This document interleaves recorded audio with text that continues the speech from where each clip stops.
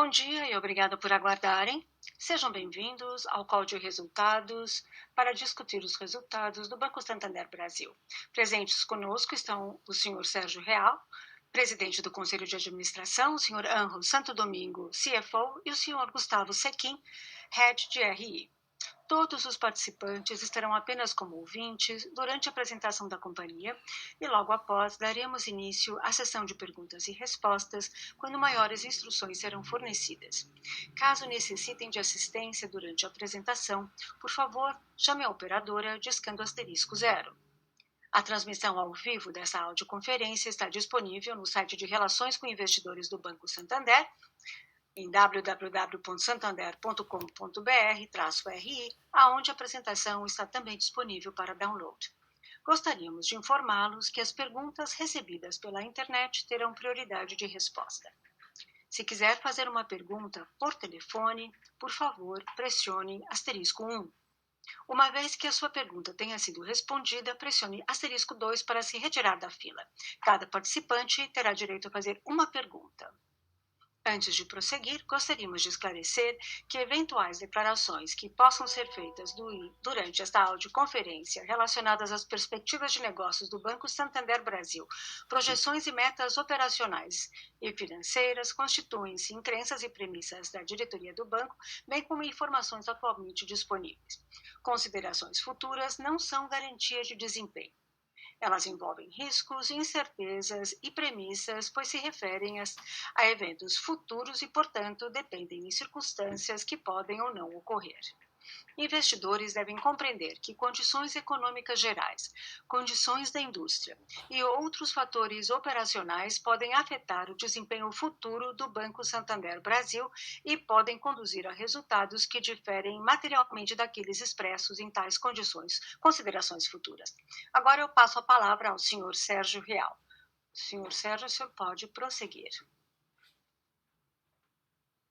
Bom dia a todos e muito obrigada por participarem do nosso call de hoje. Esse será o meu último call como CEO do ano anterior, de 2021. Portanto, basicamente, isso conclui 6 anos de uma história muito interessante.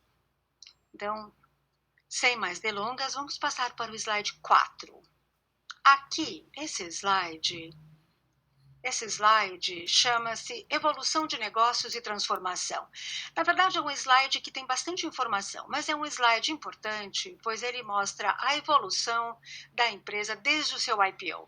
Eu me recordo que quando eu entrei como CEO lá em 2016, haviam várias questões relativas ao Santander, com relação a várias questões. Mas eu acho que os últimos 6 anos, juntamente com a equipe, porque isso não tem nada a ver comigo, certamente é a equipe que ainda permanece na empresa, conseguimos juntos redefinir a escala. Havia muitas questões e ainda estamos falando sobre a venda do HSBC, que aqui, naquela ocasião decidimos não adquirir, e tomamos a decisão que sabíamos que seria muito mais difícil crescer organicamente e escolhemos esse caminho.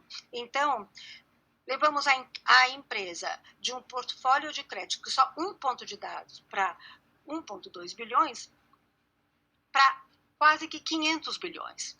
E isso teve que acontecer num mercado macro difícil. Hoje, nós temos um crescimento robusto e o ambiente está sob controle, não apenas do lado do crédito, mas um ambiente de controle controlado que está sempre na nossa mira. Nós éramos e somos ainda obcecados, entre outras coisas, para levar a empresa para um diferente nível de eficiência, para um nível mais superior de eficiência.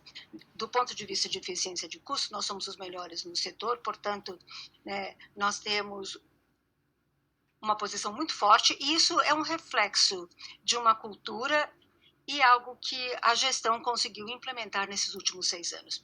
Creio também que é muito importante observarmos que uma série de tendências que hoje são muito comentadas foram iniciadas, ou sua trajetória, por exemplo, o investimento no setor agroindustrial do Brasil, foi algo que iniciamos vários anos atrás. E estamos envolvidos na agenda do ESG já há mais de uma década. Isso não é uma coisa que aconteceu no Santander Brasil apenas nesses últimos 2 anos, mas é algo que já vem acontecendo há vários anos e décadas.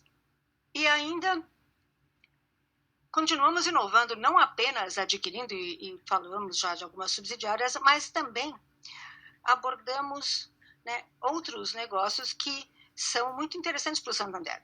Trading de energia e também a parte de commodity. Hoje nós temos também uma mesa de commodities, que é uma das melhores, principalmente com clientes que se beneficiam muito do nosso ponto de vista de hedging. Então, esse é um quadro muito interessante do que já aconteceu e vem acontecendo. Agora, passando para o slide seguinte, aqui nós temos uma visão mais do lado do acionista. Bom, se isso é verdade, então o que acontece com os acionistas? Durante o IPO, naquele momento, nós tínhamos um retorno sobre o capital robusto, mas ainda estávamos um pouco para trás lá em 2009. E chegamos ao final do ano, nesses últimos 10 anos, como uma das empresas líderes do setor financeiro do ponto de vista de rentabilidade. Bom, muito mais fácil falar do que fazer. Então, isso não foi necessariamente percebido há 6 anos atrás e ninguém percebia que realmente isso iria acontecer. Nós fomos realmente muito comprometidos com os nossos acionistas, como vocês podem observar no dividend yield. Nós acabamos de anunciar um outro dividendo importante e certamente colocamos um pagamento de dividendos recorde este ano. E isto vem acontecendo com o suporte de uma rentabilidade subjacente. Então, nós continuamos a reforçar o balanço patrimonial do banco. Até o momento, nós temos o maior rating quando comparado a qualquer outra instituição financeira no Brasil, e isso é muito suportado pelo lucro líquido, que foi de 4,7 bilhões de reais em 2009 para o número que estamos mostrando hoje, que é 16,3 bilhões de reais, com um retorno sobre o capital de mais de 21%. E se continuarmos no slide seguinte, falando sobre distribuição de dividendos para os acionistas, esse slide tenta comparar o que acontece em termos do Santander Brasil e o seu comprometimento perante os acionistas nos últimos anos. Como podem observar, em 2010 foi um ano atípico, por causa do teto que foi imposto pelas agências reguladoras com relação ao pagamento de dividendos para todo o setor. Portanto, eu acho que esse slide fala por si e realmente acho que não precisa de nenhuma explicação adicional. No slide seguinte, aqui nós falamos mais sobre as tendências subjacentes, ou seja, nós temos sido muito focados no crescimento da nossa base de cliente. Quando eu falo verdadeiramente focados, eu me refiro a clientes que estão muito engajados em transacionar com o banco, muito além da nossa base de dados, né? Ou ser um ponto no banco de dados. Nós já atingimos 53,4 milhões de clientes total até o final de dezembro de 2021. E quando observamos que apenas no trimestre nós conseguimos acrescentar quase que 3 milhões de novos clientes nesse último trimestre, né? 3,4 e 50, e um número bem substancial estão vinculados com o banco na parte de serviços e de crédito. Todos esses números também têm a ver com a transformação digital que foi feita através dos nossos canais e graças à transformação digital nós passamos de 15,6 milhões, vocês não enxergam aqui, 15,6 milhões de clientes que basicamente foram adquiridos através dos canais digitais para 18,3 milhões no final de dezembro de 2021. Portanto, nós sabemos que o Santander Brasil, e essa é uma das singularidades da empresa, nós realmente temos uma força muito grande quando falamos de distribuição. Reforçamos a nossa plataforma de distribuição, criamos uma estratégia de canais, então o cliente pode decidir ser atendido pelo canal que mais atende às suas necessidades. E nós estamos agora observando os resultados, tanto do ponto de vista remoto, que nós chamamos internamente de canal AppX, ou através do canal digital, né, reduzindo os ciclos, garantindo que a experiência né, do cliente, e temos ainda espaço para melhorar, seja uma experiência fácil e confortável para o cliente, em diferentes áreas da sociedade. Então, aqui nós vemos um crescimento muito rápido do lado de clientes, como eu já mencionei, mas isso não teria acontecido se não fosse a nossa atenção com relação à qualidade. E o NPS é apenas uma dimensão, e mais uma vez, ainda temos muito trabalho à nossa frente. Não atingimos ainda o pico da montanha, mas da onde estávamos para onde estamos, nós fizemos uma melhoria significativa. No slide seguinte, nós temos um outro exemplo que mostra que eu acho que estamos do lado da qualidade, né, fazendo grandes avanços, mas ainda há muito a ser feito, devido a multiplicidade de produtos e a natureza múltipla das nossas plataformas, dos nossos sites, a qualidade, portanto, é o nosso objetivo permanente. Então, embora seja verdadeiro que o NPS agora está mais ou menos em torno de 6, de 60, nós já, no Santander, atingimos mais de 70. Então, aqui nós mostramos algumas coisas que talvez afetem a qualidade, mas é algo que o Mário, nosso novo CEO, vai, né, prestar atenção. Mas uma das grandes oportunidades que nós enxergamos, definitivamente, está em torno de pequenas e médias empresas no Brasil,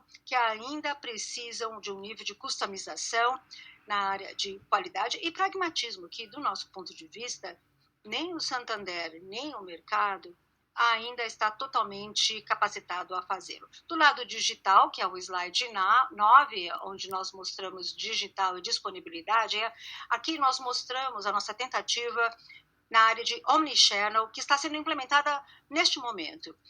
Estamos menos preocupados com as agências, etc., mas todos esses canais têm que coexistir. Do ponto de vista que, no tocante ao cliente, isso é muito importante. Cada vez mais isso será a realidade. Os clientes ainda gostam de ter a praticidade de ter um contato humano.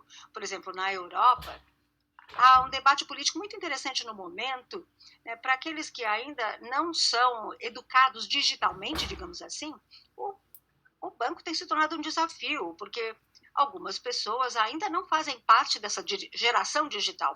Mas esse problema é menos importante para o Brasil, porque temos uma população mais jovem.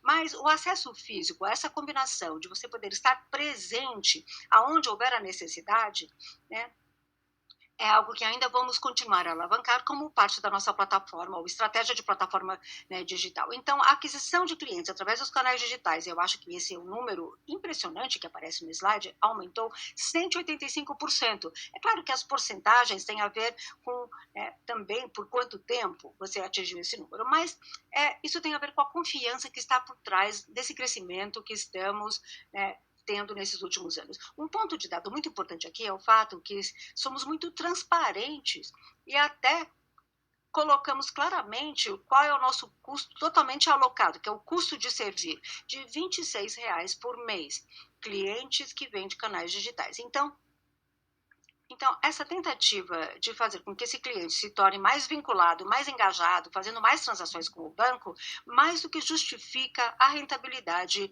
para os anos vindouros. Então, não vamos parar em R$ 26 por mês. Temos uma tentativa, temos até uma obsessão da nossa parte de permanecermos sempre adiante do ponto de vista de eficiência e vamos continuar nesse caminho. É muito importante que os senhores saibam que a nossa eficiência não veio simplesmente da nossa cultura, porque fomos uma das primeiras empresas no setor financeiro, com exceção daqueles que começaram nesses últimos 2 anos, a trazer uma empresa deste tamanho para a nuvem. Temos mais de 70%, quase 70% de todos os nossos sistemas já operando na nuvem, o que isso permitiu com que o Santander Brasil, na verdade, fosse menos dependente dos sistemas legados. E principalmente no nosso caso, e lembrem-se que nós, historicamente, somos o resultado de uma série de aquisições. Portanto, a estratégia de operação na nuvem realmente nos ajudou a entregar o nível de crescimento digital que eu acho que é o que vocês já veem hoje. No slide seguinte, também tem feito parte da nossa estratégia o seguinte, porque as pessoas prestam muita atenção no número de agências, ao contrário de entenderem qual é a demografia por trás dessas agências. E uma decisão que tomamos foi trazer o Santander para o interior do país. e nós expandimos e continuaremos a expandir para cidades onde muitos de nós nem conhecemos, mas é aí que estará o futuro crescimento do banco. Essas regiões foram atendidas historicamente por bancos públicos ou cooperativas, e os bancos privados, com exceção de poucos bancos, nunca tinham adotado ainda uma visão nacional, englobando todo o país. Achamos que temos uma sociedade plural e o Brasil, fundamentalmente, é uma economia agroindustrial e os centros urbanos, portanto, têm uma enorme importância, né, para o crescimento futuro do Brasil, e o futuro do Brasil realmente está no seu interior. E, por fim, mas não menos importante, aqui temos apenas uma tentativa de mostrar para vocês que os canais físicos ou as agências ou lojas, né, ou agências como são mais conhecidas, nós lançamos aquilo que nós chamamos, né, Bank to Go, que é a capacidade de um dos nossos colaboradores poder atender, né, todo o fluxo que percorre, né, as nossas agências através das ATMs. Então, isso representa 59% das notas. Então, você pode ir para uma ATM e, além da necessidade de retirada de dinheiro, o cliente pode também realizar transações sem necessariamente ter que se deslocar até a agência. Ele pode sentar numa mesa e, eventualmente, passar 20 ou mais minutos, quando às vezes você nem tem tempo. Então, hoje nós temos cerca de 15 milhões de clientes circulando todos os meses pelas nossas agências físicas. Então, para nós é uma ótima oportunidade de otimizarmos vendas, engajamento e também estabelecer um diálogo mais firme com os nossos clientes. Tudo isso fica mais aparente no slide 12, onde nós vemos as atividades comerciais da empresa. Em termos de cartões, nós tivemos um ano recorde em termos de faturamento, atingindo 306 bilhões de reais de faturamento. Isso representa um aumento de 26% ano contra ano. E, novamente, num ano de pandemia, talvez alguém pudesse até explicar que talvez isso está absolutamente linkado ao fato de que as pessoas tinham que usar mais cartões com mais frequência do que no passado, mas é um número recorde, a despeito de tudo. É um número recorde porque também demonstra que nós observamos um crescimento significativo em termos de aquisições de novos clientes. Portanto, a nossa ambição com relação a cartões é que queremos levar o Santander Brasil a uma participação de mercado de 20%. Não é um guidance, mas é a nossa ambição interna que realmente nos move nessa direção. E conseguimos concluir o ano com 26% de market share, vindo apenas de um market share de um só dígito nos anos anteriores. Mas é importante observarmos também a parte de seguros que aparece na parte superior do slide. Nós lançamos o Santander Auto, hoje temos um dos maiores crescimentos do mercado e isso é uma área que vai continuar a crescer rapidamente. Eu acho que o Angel vai lhes dar mais informações, talvez, né, vocês terão a partir dele, mais dados com relação a Santander Auto. Em 2021, nós emitimos 6 milhões de cartões para uma variedade de clientes em diferentes segmentos com a marca SX, que nós lançamos alguns anos atrás. O slide seguinte trata da transformação cultural. O Santander nem fazia parte do Great Place to Work, mas ao final de 2021, nós chegamos lá como uma das 10 melhores empresas para se trabalhar. Isso é um ponto de dado, é um data point, mas é um data point que mostra que nós voltamos muito a nossa atenção, não apenas à cultura, mas à dinâmica e à malha da organização. Eu acho que os números falam por si só, portanto eu não farei comentários adicionais. Mas pouquíssimas empresas podem dizer que tem o nível de ambição que nós temos, né, para dezembro, em relação a posições de liderança de diferentes, né, ramos da nossa sociedade. Novamente, o slide fala por si. E com isso, eu passo a palavra para o nosso CFO, que agora vai dar mais detalhes sobre esses números. Obrigado, Sérgio. Bom dia a todos. Agora, eu vou falar sobre a parte de resultados da nossa apresentação. E daremos mais detalhes para vocês também durante a sessão de Q&A. Então, no primeiro slide, vocês veem toda a demonstração de resultados para o ano. Como vocês veem, que nós entregamos um lucro líquido de recorde de 16,6 bilhões de reais, o que significa um aumento de 7%. Encerramos o quarto trimestre de 2021 com um lucro líquido de 3,9 bilhões de reais, o que representa uma queda de 10% com relação ao terceiro trimestre e estável se comparado ao mesmo período do ano passado. A queda do trimestre pode ser explicada por um resultado de mercado mais fraco e despesas pressionadas pela inflação, que eu explicarei mais adiante nos próximos slides. Agora eu gostaria de destacar os seguintes números aqui. No lado da receita, a margem financeira cresceu quase 9% no ano, até um NII de clientes mais elevados, e eu vou trazer mais detalhes sobre isso mais adiante. As comissões cresceram quase 14% ao longo do ano. Aqui, novamente, o crescimento da base de clientes e as atividades impulsionaram itens diferentes, tais como receitas de cartões e seguros. E agora, do lado da despesa, as provisões cresceram 10% em 2021, o que está em linha com o nosso crescimento de crédito e o mix. Despesas gerais cresceram devido ao dissídio coletivo, que aconteceu em setembro, além da inflação e flutuações cambiais, mas permaneceram claramente abaixo da inflação do ano. O índice de eficiência, como consequência de tudo isso, atingiu 35%, o que é uma melhora de 90 basis points em 12 meses, novamente sendo talvez o melhor índice no país. O retorno sobre o capital atingiu 20% no quarto trimestre e chegou acima de 21%, ou 21,2% no ano todo. O slide seguinte ilustra a evolução da nossa margem financeira, com destaques para o NII de clientes, que avançou quase 3%, 2,6% no trimestre e quase 10% no ano em 2021, com NII de produtos, ou a margem financeira de produtos, beneficiando do mix e da dinâmica positiva dos volumes. Apesar da forte pressão sobre os custos de captação, os spreads aumentaram em 10 basis points, ou 10,3, 10,4, refletindo a melhora do mix e boa gestão de preços. A volatilidade do mercado durante o ano contribuiu para os resultados positivos do NII de mercado, embora neste trimestre, no quarto trimestre, vimos a fraca atividade de mercado voltando para níveis mais normalizados quando comparado a um terceiro trimestre extraordinário.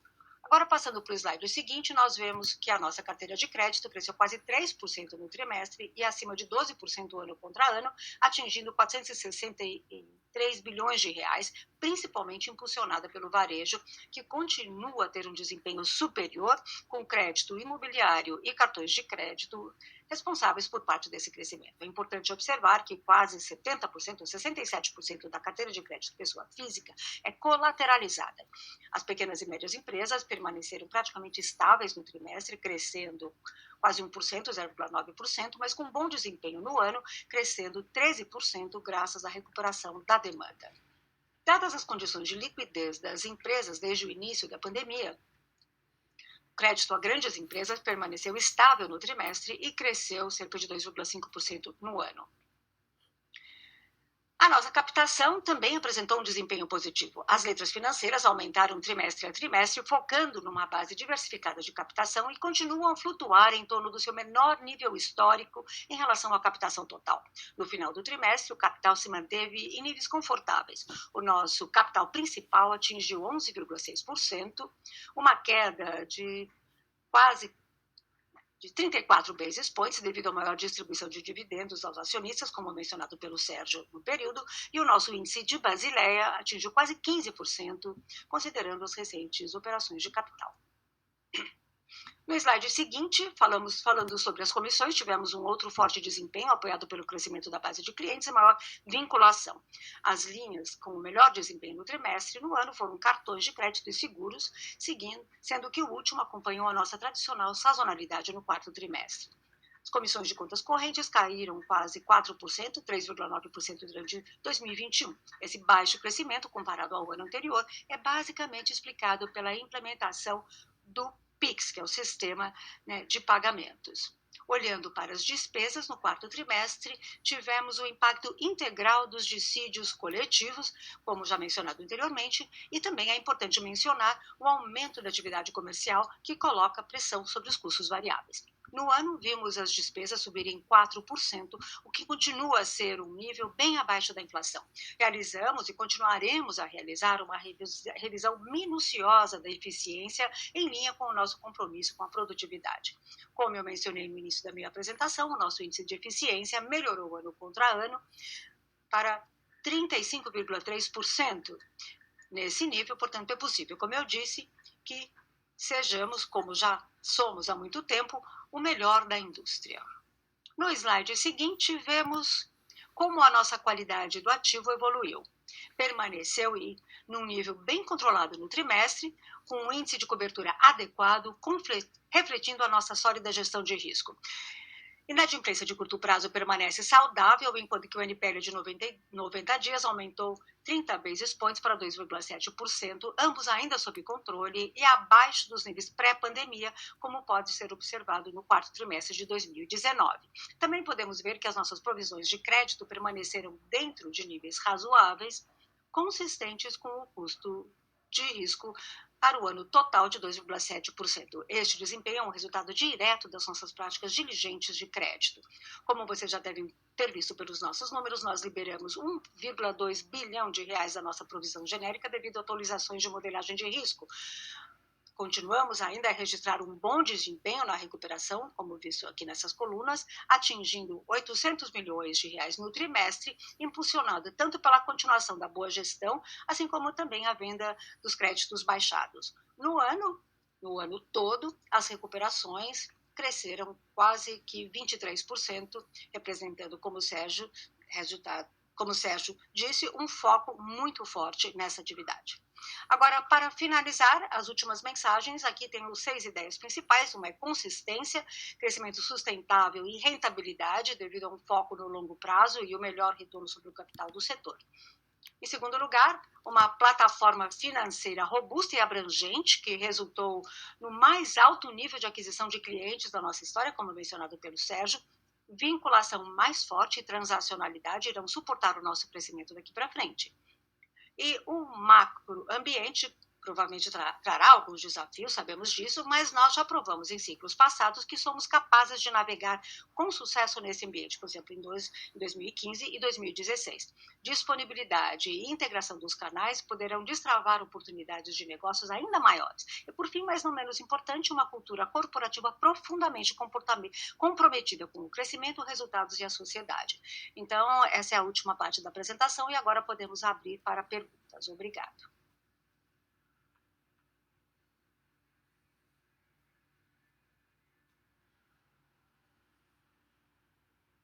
Muito obrigado. Agora daremos início à sessão de perguntas e respostas para investidores e analistas. Eu passo a palavra agora ao senhor Gustavo Sequin. Por favor, o senhor pode prosseguir fazendo as perguntas enviadas pelo webcast. Bom dia a todos. Vamos então dar início à nossa sessão de perguntas e respostas. Temos aqui já algumas perguntas. O primeiro grupo de perguntas vem de Tiago Batista, do UBS. Tiago, muito obrigado pela pergunta. O senhor poderia comentar a sua expectativa da dinâmica da qualidade do ativo para 2022? O senhor vê o índice NPL para o Santander Brasil num ciclo mais elevado? Uma outra pergunta do Tiago é relacionada à rentabilidade do banco e em 2021 com um ROE de 21% ou 20% no quarto trimestre, que é o retorno sobre o capital. É difícil manter o ROE nesses níveis daqui para frente, olhando para o futuro? Será que eu posso responder? Olha, eu acho que eu posso responder a primeira parte. Tiago, aqui é o Sérgio. Uma das coisas que eu já observei nesses últimos anos, e com bastante assertividade como CEO, é que toda essa discussão com relação ao custo do crédito e o NPL no Brasil. Eu me lembro, em 2016, quando estávamos crescendo, os níveis que definitivamente tivemos aumentos no custo de crédito, felizmente não aconteceram. E foi, por sorte, nos últimos anos, nós criamos uma carteira que é muito bem colateralizada.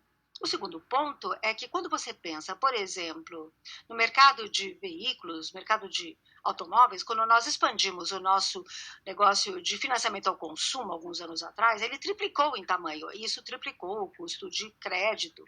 Agora, um dos fatos que talvez o sell side necessariamente talvez não esteja observando é que o equity que está embutido em veículos usados, se você pegar o valor justo da carteira de auto do Santander e eu fizer isso mercado a mercado em termos do equity investido, simplesmente porque o preço de carros usados duplicou, né? Nós temos um loan to value que aumentou bastante, mas a sua pergunta se relaciona ao ano de 2022. Eu já disse no passado que haviam muitos fatores que talvez me fizessem parar para pensar que o custo de crédito para o sistema financeiro no Brasil iria aumentar. Claramente, foi causado pela pandemia e o desemprego. Uma das coisas que nós observamos é que os programas do governo, na verdade, aliviaram uma grande parte, né, e graças a Deus, né, do nível de endividamento de muitos brasileiros. Portanto, muito financiamento entrou para as pessoas para eles pagarem suas dívidas. Com toda razão. Agora, nós temos novos fatores que surgem. Um deles é a inflação. O segundo, taxas de juros. O terceiro fator é financiamento aberto, que cria um nível de competitividade, talvez, em termos da disponibilidade dos novos players de concederem crédito que nós não vimos necessariamente nos últimos anos. Então, nós estamos adotando medidas preventivas no terceiro trimestre de 2021 para que pudéssemos navegar em 2022 com níveis absolutamente aceitáveis. Então, aonde eu enxergo 2022? Eu vejo 2022 provavelmente voltando aos níveis de 2019. Novamente, não é um guidance. Eu acho que veremos estruturalmente o custo do crédito de 2020 e 2021, que foi muito suportado pelos programas de auxílio do governo, porque foi muito dinheiro que foi injetado na economia.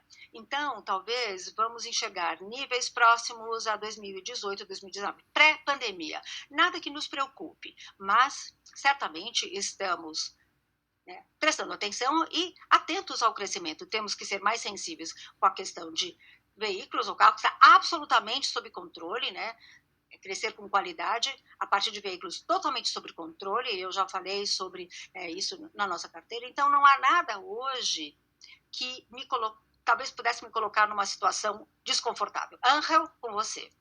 Olha, eu já mencionei na minha apresentação a parte colateralizada que o Sérgio falou, falamos em 67%, 70% da carteira de pessoa física que está colateralizada, ou essas garantias, essas garantias já aparecem no preço de diversos produtos.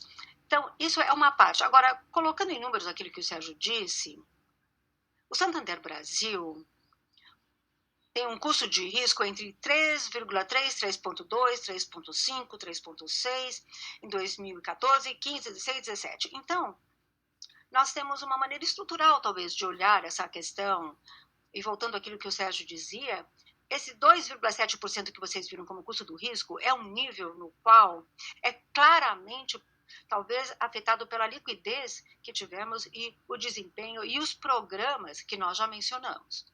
Portanto, eu diria que sim, nós esperamos uma deteriorização da qualidade de uma maneira gradual. Não é nada que pudesse ser intenso, que seria intenso. Agora, o retorno sobre o patrimônio, Sérgio, você gostaria de responder essa parte? Bom, eu vou deixar isso para o CFO, porque 2022 eu já não vou estar por trás desse barco.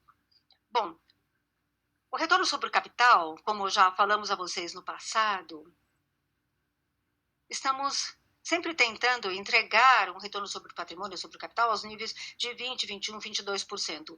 Essa é a direção que o banco tem adotado já há alguns anos. Obviamente, vocês também viram a distribuição de dividendos ou a remuneração e como nós estamos fazendo isso nos últimos trimestres. E colocamos tudo isso, talvez, nessa mesma discussão. Eu poderia esperar um crescimento desses ativos nos em um dígito mais um dígito elevado.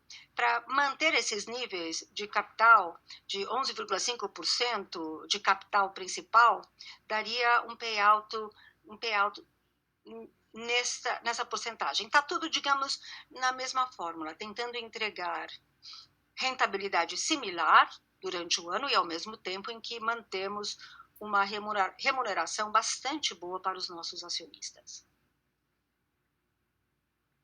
Bem, a nossa próxima pergunta vem do Gustavo Schroeder, do Bradesco BBI. Com o aumento do NPL, quais linhas foram responsáveis por isso? Cartões, auto, etc. E também, o banco vendeu a carteira de crédito no trimestre? E se a resposta é sim, qual foi a quantia e qual foi o impacto líquido no trimestre? Bom, Enro, deixa que eu respondo. Eu acho... Nós fazemos vendas ocasionalmente, não há nada que eu poderia caracterizar. Então, nós vendemos no quarto trimestre, mas se eu me lembro corretamente, Enro, nós também vendemos no segundo trimestre. Então, é simplesmente parte daquilo que eu chamo de business as usual, ou transações normais e comuns. Eu acho que a carteira de cartões é aquela que talvez poderia trazer surpresas, e estamos muito confortáveis com a nossa carteira de cartões, por causa das medidas que nós adotamos, medidas cautelosas logo no início do ano. Então, não há nada extraordinário aqui. Do lado de cartões, apenas para acrescentar, é preciso lembrar que nós mencionamos isso, que 90% dos nossos cartões são vendidos a clientes atuais, que nós já os conhecemos. São cartões para parentes, etc. Então, o controle de risco, como foi mencionado, pode ser visto neste número. Então, a nossa próxima pergunta vem do Flávio Shida, do Bank of America. Considerando que provisões adicionais chegaram a 1,1 bilhão no trimestre e o NPL teve um trade-up, houve qualquer mudança na concessão de crédito ou nas políticas de risco? Será que poderíamos esperar um crescimento mais baixo da carteira de crédito a um ritmo menos acelerado? A carteira de crédito? Angel, com você. Sim, como eu mencionei, nós usamos a provisão genérica em resposta à modelagem, basicamente, modelagem de risco. Nós já tratamos desse assunto de NPL durante a apresentação, então não vou repetir, mas o fato é que nós fizemos isso tanto no IFRS quanto no BR-GAAP, como sempre fazemos, a modelagem da necessidade de provisões genéricas, e isso nos levou a um valor, uma quantia total, permanecendo de 1,8 a 2 bilhões. É por isso que fizemos isso. Agora, em termos de crescimento da carteira de crédito, o que eu poderia esperar é que, se o país crescer o seu PIB em termos nominais em torno de 6 a 7%, com uma inflação variando entre 5 a 6% e um PIB real, eu acho que as carteiras de crédito poderiam crescer em altos em dígitos mais altos. E talvez essa seria o desempenho esperado para esse ano. E eu já falei sobre o custo do risco, que deve acompanhar essa evolução. Obrigado, Angel. A nossa próxima pergunta vem do Ricardo, do BTG Pactual. Como nós vimos no terceiro trimestre, a linha outras despesas no quarto trimestre tiveram uma mudança por causa de aumento dos cartões de crédito. E será que tudo isso vai refletir numa maior base de clientes e isso vai ter um impacto nas principais linhas de receita? Será que podemos esperar que esses investimentos continuem nos próximos trimestres?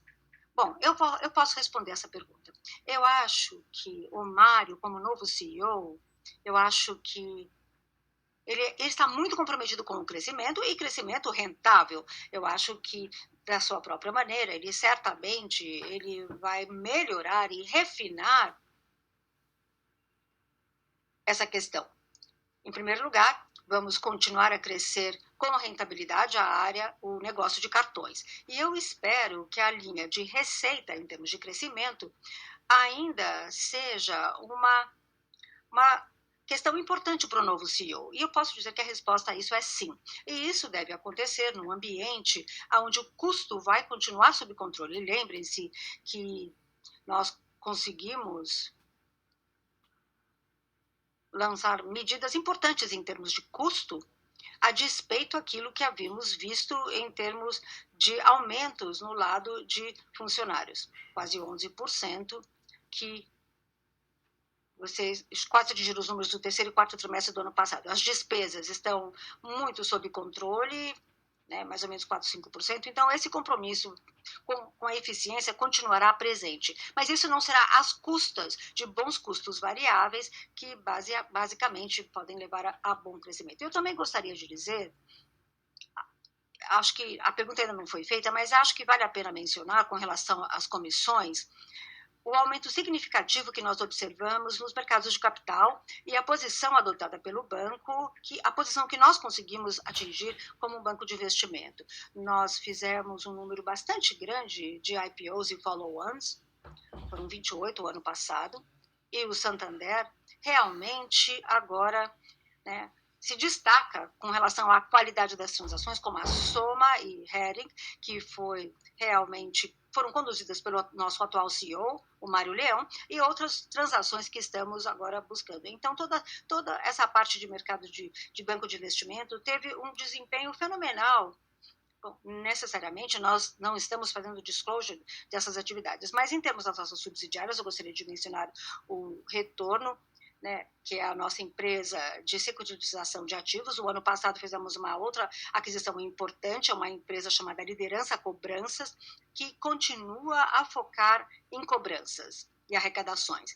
Uma das coisas que explica o bom desempenho do Santander em termos de gestão de risco não é apenas o seu modelo ou os seus colaboradores, mas aquilo que eu chamo de estratégia de cobranças sem precedentes.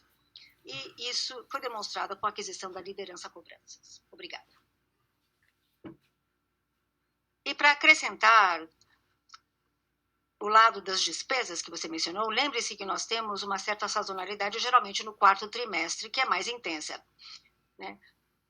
Principalmente, como você disse, cartões de créditos, correspondentes bancários. Temos também um impacto vindo do câmbio, mas isso tende a estar mais alinhado, mais intensamente no quarto trimestre, porque faz parte da evolução da rentabilidade. Sim, é verdade. É uma outra questão, Gustavo, talvez eu possa te ajudar aqui, uma pergunta do Mário, do Bank of America. Bom, muito bom trabalho nesses últimos anos, obrigado, Mário. Né, isso foi reconhecido pela forte apreciação das ações. Agora, quais são os principais desafios para o banco para os próximos 5 anos? Uma das questões mais importantes, eu acho, é todo esse processo de sucessão. O Santander criou uma sucessão sem ruídos, transparente, feita basicamente com os melhores candidatos que tivemos. Eu olhei, como um grupo, né, faz parte da nossa governança, juntamente com o nosso conselho de administração, olhamos para candidatos externos. Eu estou totalmente convencido que realmente o Mário foi a melhor escolha. Eu o contratei, ele não tinha necessariamente uma experiência muito vasta na área do varejo, mas ele é uma pessoa da área financeira fenomenal, ele passou vários anos trabalhando no Goldman Sachs, você terá a oportunidade de falar com ele no primeiro trimestre, e nesses últimos anos, né, por exemplo, eu passei para ele a função mais desafiadora, que é a virada do negócio de PMS. Não apenas ele foi um líder, mas ele mostrou um desejo de levar essa empresa para uma nova fase. Então, ele faz parte do comitê executivo já há 6 anos. Então, não houve nenhuma grande mudança conceitualmente, mas ainda assim uma grande mudança geracional, porque ele tem 47 anos e eu tenho 61.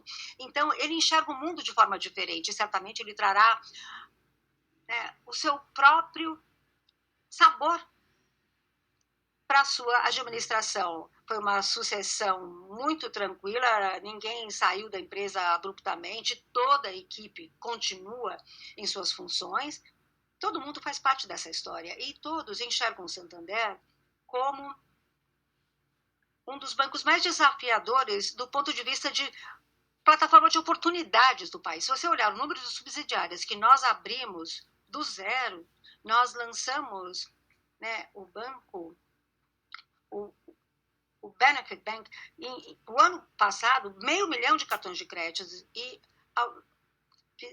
vimos e aumentamos para um número excepcional de estabelecimentos que se uniram a nós. Tudo isso feito do zero. Então, é uma cultura de pessoas que querem construir algo, e esse é um ponto muito importante.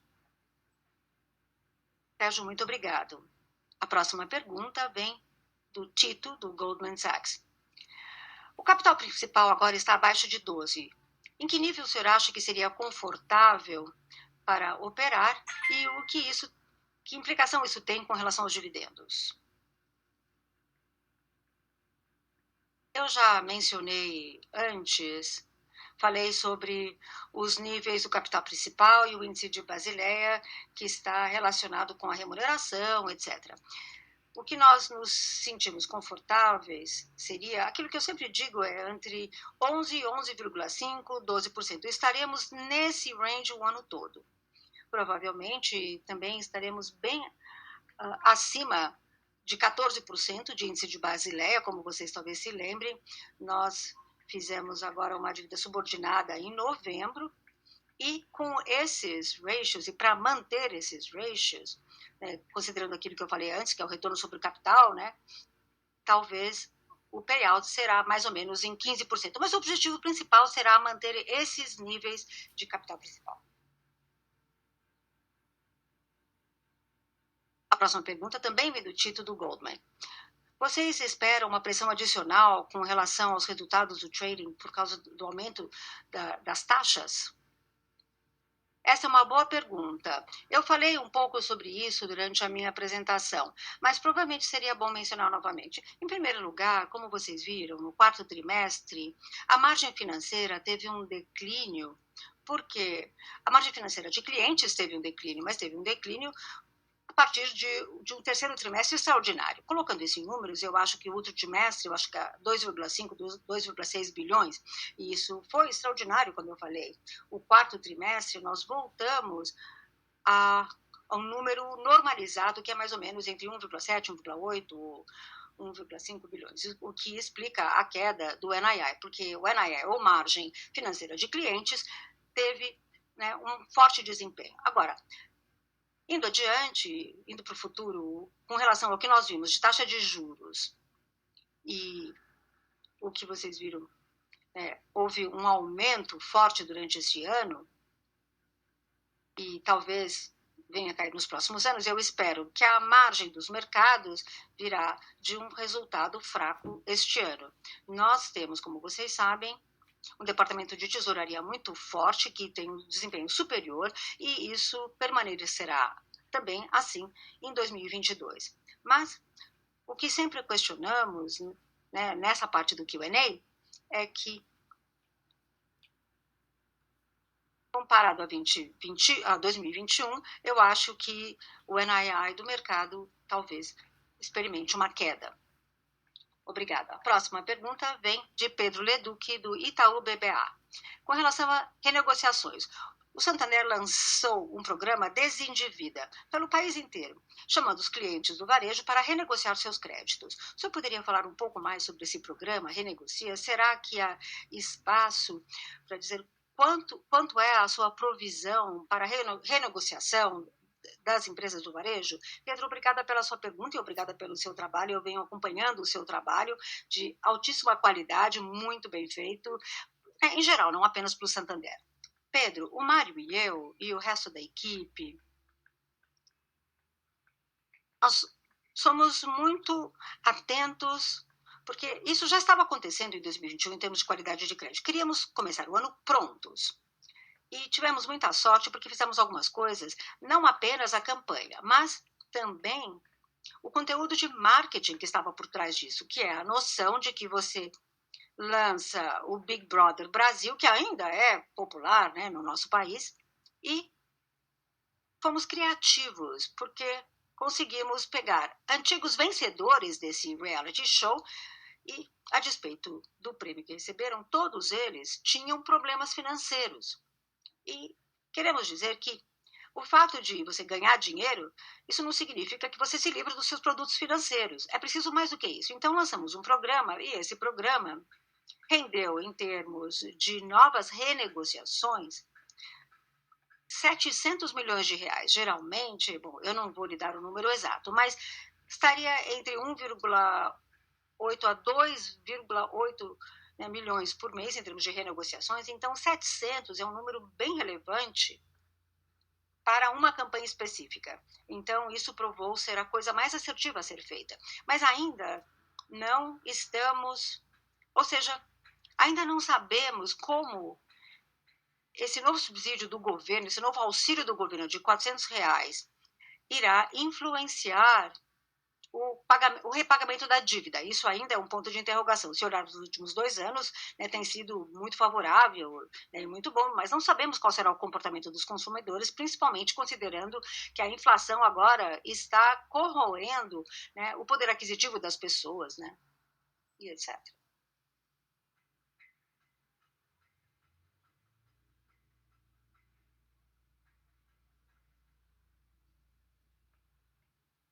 A sessão de perguntas e respostas por telefone está agora aberta.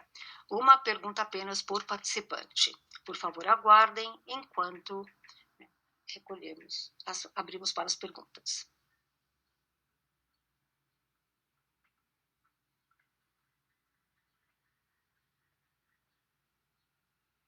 A nossa primeira pergunta vem de Marcelo Teles, do Credit Suisse. Olá, bom dia a todos.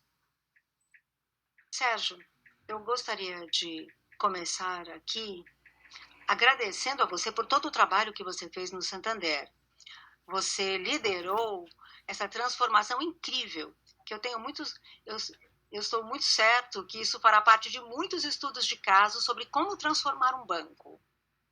Eu sei que isso envolveu muito trabalho árduo e eu gostaria de desejá-lo tudo de bom na sua nova função. Parabéns novamente. A minha pergunta refere-se ao ambiente competitivo. Durante todos esses anos, sempre havia uma preocupação com relação à entrada de potenciais novos players. E os últimos dados que olhamos, nós ainda não vimos muito disso. O senhor poderia comentar como é que o senhor enxerga a concorrência e o seu impacto no crédito, olhando daqui para frente, especialmente o impacto dos bancos digitais, como o senhor enxerga a posição do Santander vis-à-vis os bancos digitais? Bom, muito bom ouvir você. Achei que você nem estava nesse call, então é muito bom ouvi-lo hoje. Agradeço por suas palavras, mas eu gostaria de devolver as palavras para você, porque acho que você talvez seja um dos poucos que realmente acreditavam no que poderia acontecer. Então, muito obrigada por acreditar em nós. Eu diria, Marcelo, algumas coisas. Eu acho que do lado do atacado, do Banco de Investimento Corporativo, eu acho que veremos muita pressão sobre os spreads, porque, por definição, não haverá muita demanda por crédito. Eu não enxergo dessa forma. Eu não vejo investimentos significativos do lado corporativo, principalmente grandes empresas no Brasil, que já fizeram um trabalho fenomenal na melhoria do seu balanço nos últimos anos. Então, eu não enxergo empresas tomando emprestado necessariamente. Talvez haverá uma pressão nos spreads no banco de investimentos. Agora, do lado do varejo, do lado do consumo, não necessariamente. Eu acho que o crédito irá permanecer escasso. Os bancos já fizeram um trabalho fenomenal durante a pandemia, mas se os níveis de inadimplência aumentarem, naturalmente, no sistema veremos um nível maior de atenção e cuidado. Portanto, eu não vejo pressão nos spreads do lado do consumo necessariamente, mas eu enxergo essa pressão sobre as companhias, principalmente com relação aos seus balanços. Mas eu não vejo demanda por crédito vindo de grandes empresas nos próximos trimestres. Agora, os bancos digitais, eu acho que isso é uma discussão mais ampla. eu acho que a minha reflexão é que estamos chegando num mundo que, se na verdade o Fed aumentar as taxas mais de 6 vezes, as pessoas até estão discutindo isso até 7 vezes, poderia ser possível. Então, eu acho que isso terá implicações importantes para o resto do mundo, como todos sabemos. E ainda não está muito claro quais serão as diferentes correlações com o sistema financeiro, principalmente com relação ao valor da liquidez. E isso poderá mudar fundamentalmente, né? E pessoas como eu já vimos isso no passado. E aqueles que são um pouquinho mais velhos do que eu devem se lembrar dos Estados Unidos. Eu não estou de nenhuma maneira sugerindo, né, que essas taxas atinjam 2 dígitos como nos anos 70. Portanto, a inflação parece que chegou e isso faz parte de um fator já conhecido do que vem acontecendo nas últimas décadas, desde 2008, de forma que isso já vem acontecendo há vários anos e algumas das consequências chegarão e teremos que conviver com elas no futuro. Sérgio, muito obrigado. Eu gostaria de agradecer a todos pelo interesse no nosso call. Nós temos mais algumas perguntas, mas devido à limitação de tempo, gostaríamos de dar ao Sérgio agora a palavra para suas observações finais. Bom, em primeiro lugar, deixe-me fazer uma correção. O Mário tem 46 anos e não 47. Eu espero que ele ainda seja meu amigo. Ele tem 46 anos. Eu não sei se o Mário ainda está conosco, mas eu acho que ele já está conosco aqui na sala. Eu não estou em São Paulo hoje, eu estou em Londres. Então, eu gostaria de pedir a todos vocês que deem ao Mário o nível de desafio, confiança, dúvida, confiança, total falta de confiança que vocês deram para mim também nesses últimos anos. E eu estarei tão próximo quanto o Mário queira, né, no futuro, para eu poder compartilhar tudo o que eu aprendi. Eu estarei à disposição dele para que ele possa tomar suas próprias decisões como CEO. Mário, talvez você queira dizer algumas palavras e eu tenho certeza que você poderá estar em contato, você estará em contato com todos eles no próximo trimestre. Sérgio, muito obrigado. Eu apenas queria dizer que será um prazer conhecer cada um de vocês. Terei discussões com investidores, discussões bilaterais, discussões em grupo. O Sérgio me deu a oportunidade de liderar essa grande empresa e certamente daremos continuidade à transformação que teve início há 6 anos atrás. Temos uma excelente equipe que vai muito além de mim mesmo, como acontecia com o Sérgio. Portanto, eu tenho o maior prazer de liderar esse comitê executivo, todas as pessoas que vão nos levar a essa transformação contínua. E eu terei enorme prazer em conhecer cada um de vocês.